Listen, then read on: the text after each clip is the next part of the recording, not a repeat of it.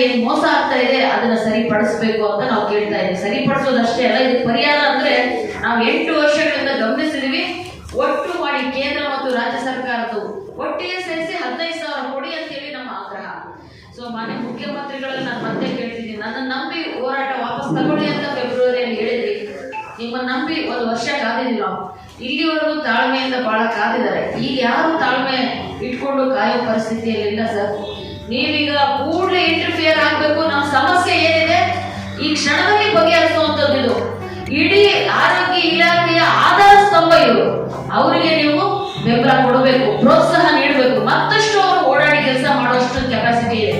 ಜನಗಳ ಮಧ್ಯೆ ಅವರು ಒಬ್ಬರಾಗಿ ಏನೆಲ್ಲ ಇವತ್ತು ಮಾಹಿತಿ ಕೊಡ್ತಾ ಇದ್ದಾರೆ. ಇಲ್ಲಿಂದ ಇವತ್ತು ಒಂದು ರೂಟ್ ಲೆವೆಲ್ ಇಲ್ಲಿಂದ ಡೆಲ್ಲಿ ತನಕ ಹೋಗೋ ಮಾಹಿತಿ ಅಂದ್ರೆ ಆಶಾ ಕಾರ್ಯಕರ್ತೆಯರು ಕೊಡುವಂಥದ್ದು.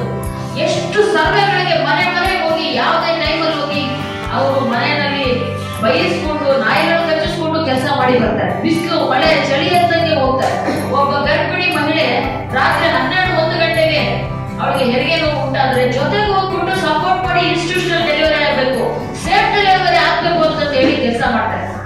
ಎಷ್ಟು ಜೀವಗಳನ್ನ ಉಳಿಸಿದ್ದಾರೆ. ಇವತ್ತು ತಾಯಿ ಮರಣ, ಶಿಶು ಮರಣ ನಮ್ಮ ದೇಶದಲ್ಲಿ 15 ವರ್ಷದಿಂದ ಇರೋದಕ್ಕಿಂತ ಇವತ್ತು ಕಡಿಮೆ ಆಗಿದೆ ಅಂತಂದ್ರೆ ಇದಕ್ಕೆ ಆಶಾಗಳೇ ಕಾರಣ ಅಂತ ಹೆಮ್ಮೆಯಿಂದ ಹೇಳ್ತಾರೆ.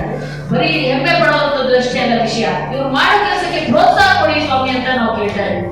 ಒಟ್ಟಾರೆಯಾಗಿ ಈ ಅನಿರ್ದಿಷ್ಟ ಹೋರಾಟಕ್ಕೆ ರಾಜ್ಯದ 31 ಜಿಲ್ಲೆಗಳಿಂದ, ಬಿಬಿಎಂಪಿ ಸೇರಿದ್ರೆ 32 ಕಡೆಯಿಂದ ಸಾವಿರಾರು ಸಂಖ್ಯೆಯಲ್ಲಿ ಆಶಾ ಕಾರ್ಯಕರ್ತೆಯರು ಫ್ರೀಡಂ ಪಾರ್ಕ್ಗೆ ಬರ್ತಾ ಇದ್ದಾರೆ. 7ನೇ ತಾರೀಕು ಅದು ಒಂದಿನಕ್ಕಷ್ಟೇ ಎದ್ದೋಗೋದಕ್ಕೆ ಬರ್ತಾ ಇಲ್ಲ. ಯಾಕಂದ್ರೆ ಹಿಂದೆ ನಂಬಿದ್ವಿ ನಿಮ್ಮನ್ನ 2 ದಿನ ಕೂತ್ಕೊಂಡ್ಮೇಲೆ ನಿಮ್ ಭರವಸೆ ಕೇಳಿ ನಂಬಿ ಹೋದ್ವಿ. ಈಗ ನಂಬುವಂತ ಪರಿಸ್ಥಿತಿಯಲ್ಲಿ ನಾವಿಲ್ಲ. ನೀವು ಬಂದು ಉತ್ತರ ಕೊಡಿ, ಏನ್ ಮಾಡ್ತಿದ್ದೀರಾ, ನಮ್ಮ ಸಮಸ್ಯೆ ಹೇಗೆ ಬಗೆಹರಿಸ್ತೀರಾ. ಇದೇ ರೀತಿ ಬಗೆಹರಿಸೋದ್ ಬಿಟ್ಟು ಇನ್ನೇನೋ ದಾರಿ ಇಲ್ಲ ಅಂತ ಕೂಡ ನಾನು ಹೇಳಕ್ ಇಷ್ಟಪಡ್ತೀನಿ. ಈ ಕೂಡಲೇ